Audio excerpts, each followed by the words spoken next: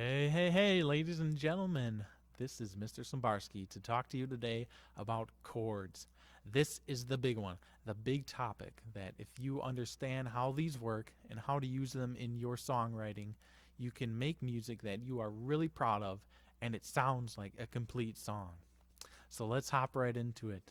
The first thing that you got to know is what is a chord, and the most basic chord is a triad. Tri meaning three, so it's made up of three notes, and they go every other note on the keyboard. So it is C, E, and G if we're doing a C major chord. So you skip D and F, the two notes in between, and just play C, E, and G. Now, a lot of times when we write these chords, we just say C, a C chord. But when we're talking about generically, so that it can be applied to any song, we use Roman numerals. So some of these should be lowercase. I'll get to that in a second. But basically, a Roman numeral 1 means the first chord of the scale. If we are in C, that is a C chord. Then Roman numeral 2 is the second note of the scale, which after C comes D. Right? And so on and so forth. C, D, E, F, G, A, B, C, D, E, F, G. But it only goes up to 7 because typically we only have 7 notes in a Western scale that we use.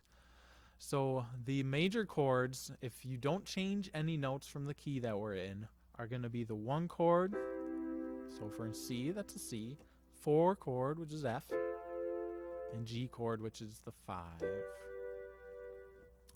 And then my letters here don't go lowercase for you, so I know I had one job.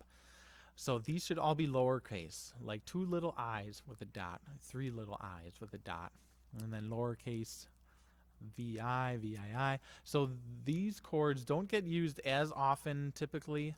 The ones that you do see, sometimes you see the 2 chord, which would be like a D, or the 6 chord, which is an A. You don't see the 3 or 7 chord as much. So if we get rid of those, then we're just kind of left with 5 chords that most people use. And even beyond that, a lot of people don't use the 2 chord. So if you're going to use a minor chord, A is a good one to use. So some of the common chord progressions that we hear in popular music are as listed here. So the first one that we could try out is really stable. So that'd be a C, C, G, C. But you would normally play them a little bit slower because, like I said, they're foundations. So you, when you're starting out, you'll want to start a little bit easier. And then the next one would be 1, 4, 5, 1. That uses all the major chords.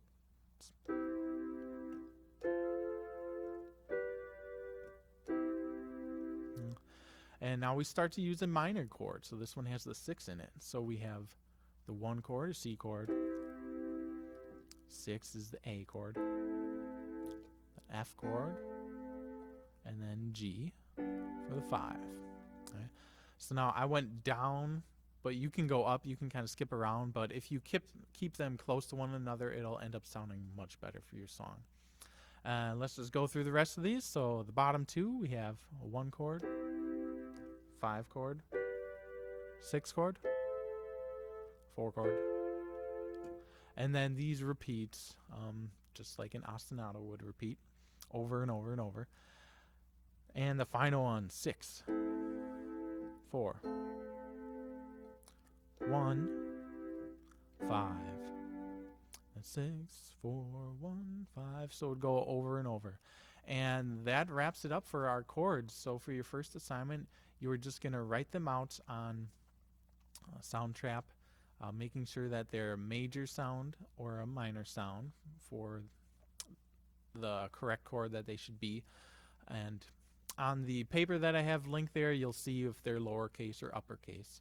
And I will explain that a little bit better in the next video. All right, thanks. Have a good one.